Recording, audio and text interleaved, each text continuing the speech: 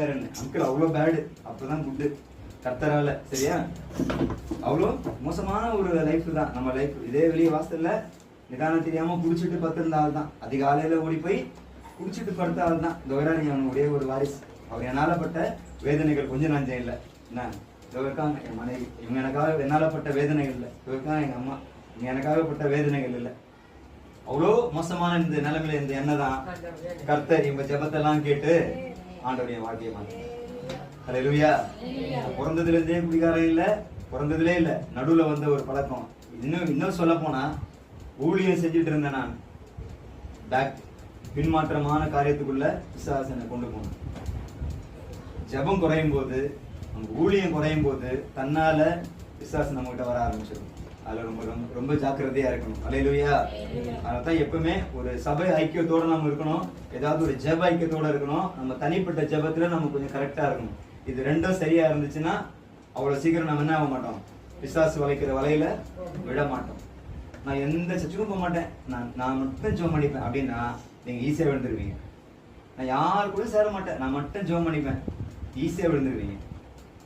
மனசுல ஜெபிச்சா போதும். அது எதுக்கு உட்காந்து 2 மணி நேரம் 3 மணி ஜெபிக்கணும். மனசுல ஜெபிச்சா ஆண்டவர் நினைச்சா போதும். டிவியில போடுறாங்கல்ல அந்த ஐயாவை பார்த்துக்கிட்டே நான் என் காலத்தை ஓட்டிடுவேன்.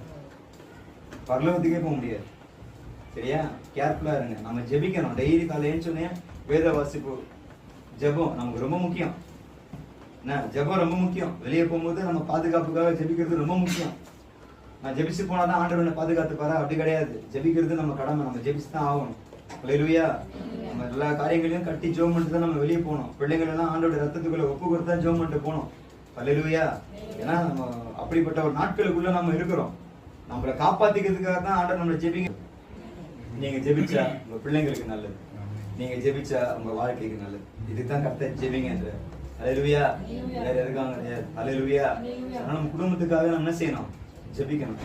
அப்பா அம்மாக்காக நீங்க என்ன செய்யணும்? சின்ன பிள்ளைங்க ஜெபிக்கணும். இல்ல உங்க பிள்ளைங்களுக்காக ஜெபிக்கணும். உங்க கணவருக்காக, குடும்பத்துக்காக நீங்க ஜெபிக்கணும். ஊர்ல இருக்கலாம், நீங்க தூரமா இருக்கலாம், பிசாசின் பிடியில இருக்கலாம், விக்கிரக கட்டுல இருக்கலாம், பாவ கட்டுல இருக்கலாம். ஆண்டவரே உண்மை அவங்க அறியணும். நீங்க ஏதாவது ஒரு வாசல திறங்கன்னு சொல்லி நீங்க ஜெபம் பண்ணுங்க. கர்த்தர் அந்த ஜெபத்தை கேட்பார். ஹல்லேலூயா. என்ன ஆட்டம் ஆடி இருந்தாரு பவுல் இல்லையா? அப்புறம் தான் அவர் பேர் என்னாச்சு? பவுலா மாறிச்சு. ஆனா அதுக்கு முன்னாடி அவர் பேர் என்ன? சவுல். சவுல். சவுல்னா என்ன அர்த்தம் தம்பி? சவுலுக்கு ஏதாவது அர்த்தங்களா? சரி தெரியல. சவுல் அப்படி மோசமான ஒரு வாழ்க்கை வாழ்ந்துட்டு இருந்தார். பாவி அப்படின்னு வச்சுங்களேன். பாவியா இருந்தார் சவுலா இருக்கும்போது. கர்த்தரை சந்தித்த பிறகு அவர் பவுலா மாறினார். சவுல கர்த்தர் பவுலா மாத்திட்டார். அப்ப அந்த சவுலுக்காக எத்தனை பேர் முக்கியம் ஜெபம் பண்ணிருப்பாங்க?